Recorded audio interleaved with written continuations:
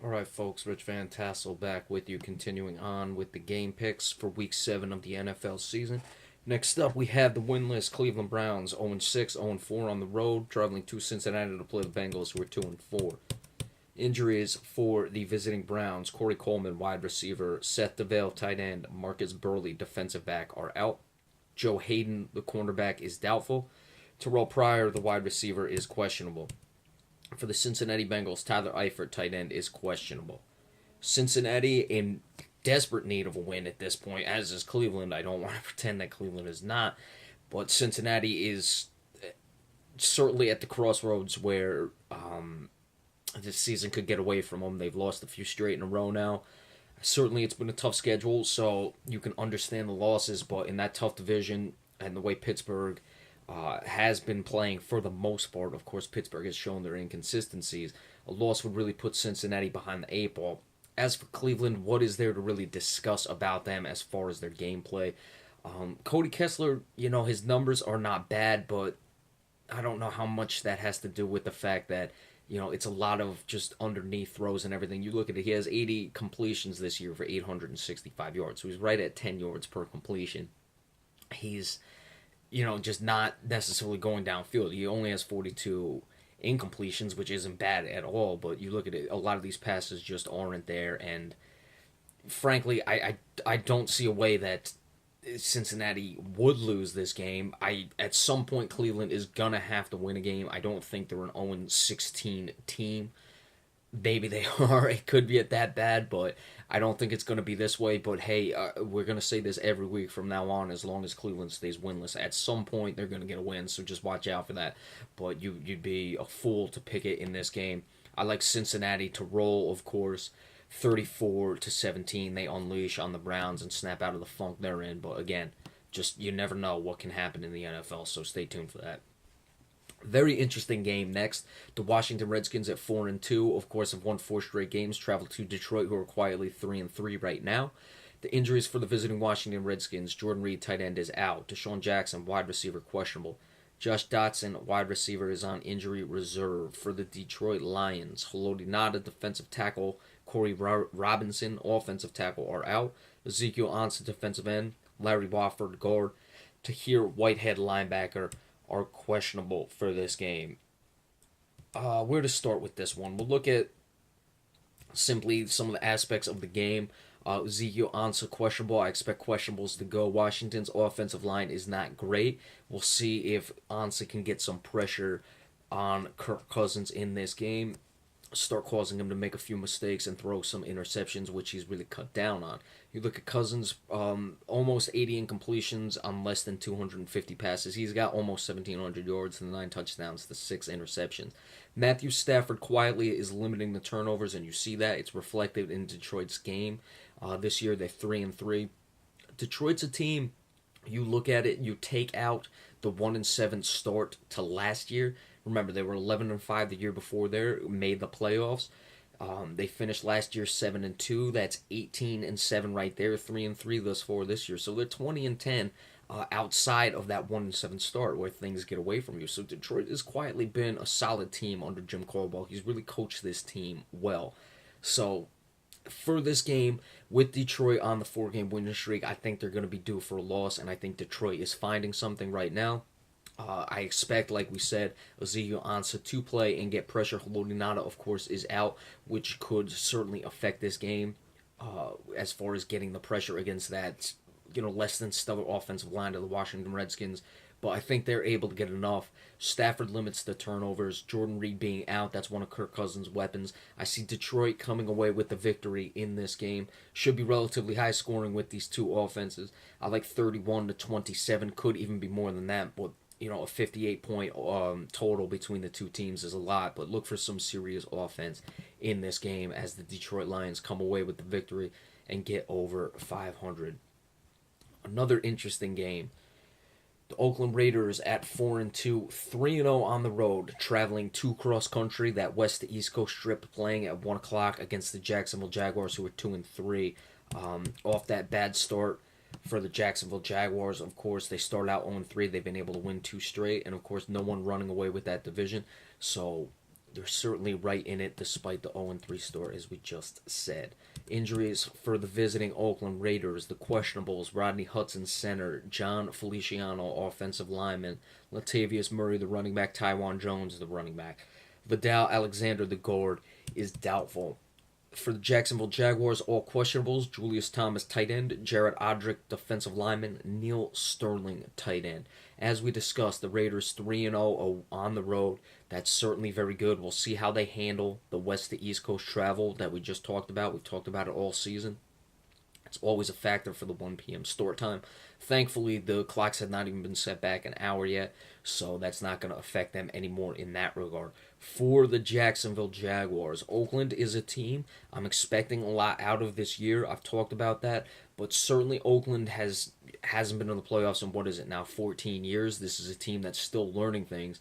This would be a nice job by the Jacksonville Jaguars if they can come up with the victory in this game, giving the Raiders their first home loss. Jacksonville, hey, I like them to play well against Green Bay in that first week. I think there's talent on this team.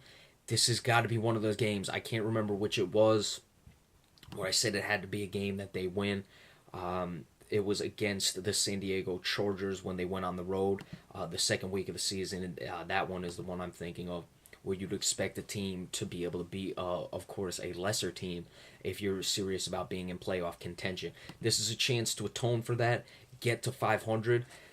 And with the 1 o'clock start time for a West Coast team, Jacksonville's got to find a way to get the job done in this one. Blake Bortles only 8 touchdowns to 7 interceptions, opposed to Derek Carr, who's playing very well this year, 12 touchdowns to 3 interceptions. Let's see, even with the potential tight end injuries, if Blake Bortles can find his wide receivers. You have the injury questions at the running back position for Oakland. That's certainly an area where they struggle, in their secondary as well. It's certainly an area where Oakland struggles when they're not running the ball. They're a good running team for the most part, but when they can't, that's a struggle for them. Their secondary has some issues. You have the big-time wide receivers in Allen Robinson and Allen Hurns for the Jacksonville Jaguars.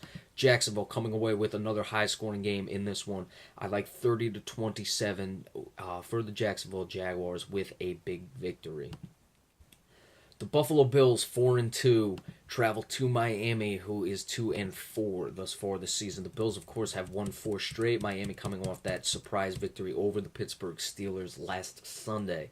The injuries for the Buffalo Bills, the questionables: Jerome Felton, fullback; Cordy Glenn, offensive tackle; Kevon Seymour, cornerback; Kyle Williams, defensive tackle. Centrell Henderson, the offensive tackle, is out. One listed as out for the Dolphins: Deion Sims, the tight end. The rest are all questionables: Arian Foster, running back; Jelani Jenkins, linebacker; Tony Libbett, cornerback; and Spencer Pasinger, the linebackers. So you got some injuries to the secondary and the defense for the Miami Dolphins. Tyrod Taylor, his numbers, as you would expect: 102 completions on less than 175 passes. Very good there. Certainly not much in the yards department, 1,076 yards, but 8 touchdowns to 2 interceptions, limiting his turnovers. Ryan Tannehill, the opposite end of the spectrum as far as the type of quarterbacks we have. His his completion percentage is not bad, 124 of 188. 1,524 yards, 6 touchdowns to 7 interceptions, though. LaShawn McCoy quietly putting together a very nice season. Over 5 yards per carry, well above 5 yards per carry, over 5.5 yards per carry, actually. He has 6 touchdowns already. Robert Woods, the top receiver for the Buffalo Bills, just shedding some light on the type of offense they run. Very limited in the passing game. They love to run the ball. Robert Woods, 25 receptions, 240 yards, 1 touchdown, as opposed to Jarvis Landry, who almost has 500 yards already through 6 games. Buffalo, of course, the winners of the 4 straight. I'll tell you what, had Miami not won last week, I would expect Buffalo to lose this game just because they're due for a loss, and I never really like that travel for these AFC East teams down to Miami.